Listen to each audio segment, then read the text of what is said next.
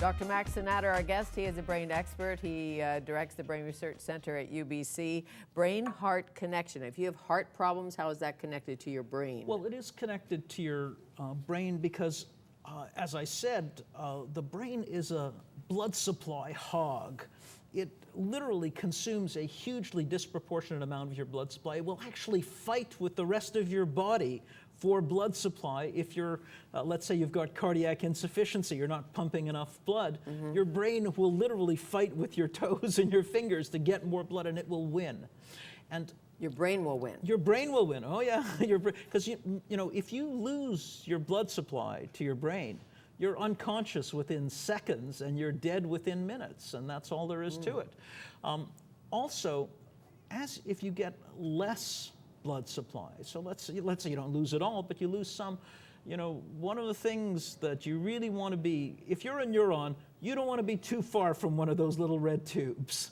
You've got to get, you know, that's the way in which, you know, the neurons have really no ability to deal with their own wastes. They're completely dependent on the blood supply, and they're completely dependent on these intermediary cells called glial cells to basically scavenge their wastes and deal, you know, with the problems of everyday function. The neurons are they're the big thinkers. They're doing the cerebration, you know, and they need help from your blood supply.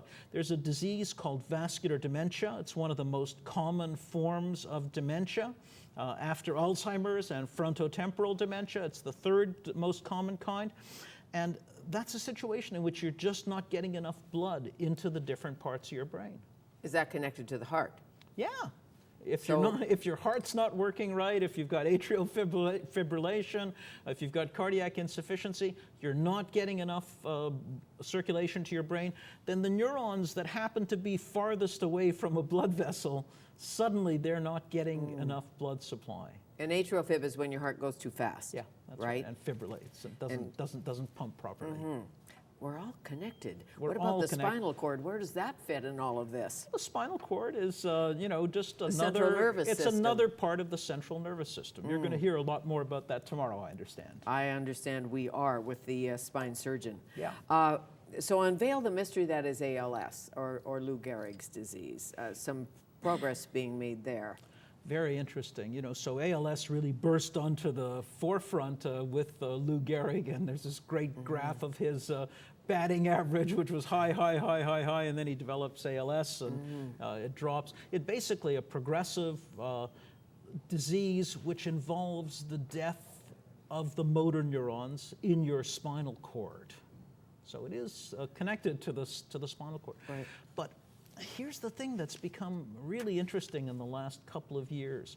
So what they've done is they've looked at these motor neurons. There are only 7 million of them. In 100 billion brain cells, you only have 7 million motor neurons. So, by the way, this is the only way that you know, all of this thinking gets out is through these 7 million motor neurons. If you didn't have those, you know, you're just, you know, you're trapped inside. When you look at these sick motor neurons in these people with ALS, people discovered that there were these clumps of proteins inside these motor neurons, and as they died, the clumps got bigger. And in the last 3 or 4 years, what they've done is they figured out what these clumps are made of, and they turn out to be made of this protein that goes with the poetic name TDP43.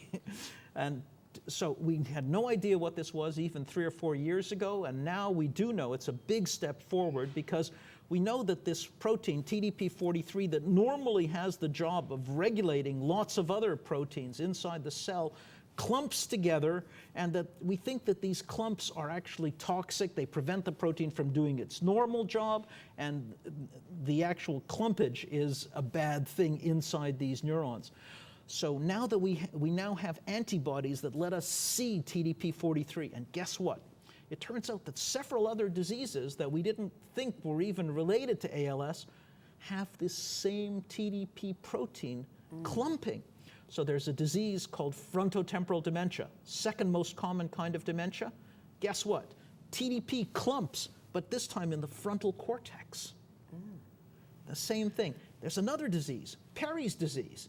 TDP43 clumps in a part of your brain called the raphe nucleus, which is where all the serotonin is actually made. So that suddenly you're not making any serotonin. So you get profound depression, sleep disorders, and you eventually die. So all these different diseases, ALS, frontotemporal dementia, Perry's disease, and now there's another one or two that are emerging. Parkinson's involved at all? Not at all. No, well, separate.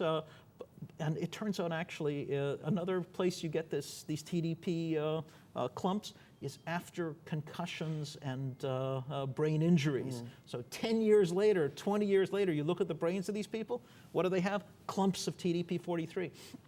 Anyway, we're all over this in our center, and actually one of our teams has now figured out experimentally a way to block the clumping of TDP43. So closer to a cure, or closer to figuring it out, the mystery of ALS. But the concussion thing with the violence in the hockey and the violence in sport in general, getting hit in the NFL. See, what this all teaches us is that things that start out completely separate, ALS and concussions, who would have thunk it was all the same thing? And yet suddenly there's this mystery molecule, TDP43, that joins them up. In both situations, you've got clumps of this stuff, and maybe that'll turn out to be the treatment. And well, that's why I'm a fan of rugby, because they knock you over and then they put out a hand and pick you up. They pick you up, absolutely. Exactly. Absolutely. But it seems to me a clump of anything in the body, especially in the brain or the heart or the arm, is just not a good thing. No, but it's turning out that clumped, misfolded proteins seem to be involved in a whole lot of different diseases now. So, there are clumps of misfolded protein in Alzheimer's disease. There are clumps of misfolded proteins in Parkinson's disease, in ALS now, after concussions, and even in some forms of cancer. So is it a domino effect in a sense that... Well, once you wind up with this big clump of stuff in the middle of a cell, it's not a good thing. No, not a good thing. I don't think you have any clumps. I hope I don't. I hope I don't. I don't really know. As a top scientist, I'm sure you don't use the word clump. That's exactly what we say. Oh, nice to see you again. Very nice to see you again, Fanny. Thank you. And Happy New Year. Same to you. Dr. Max Cynader, Director of the Brain Research Center at UBC.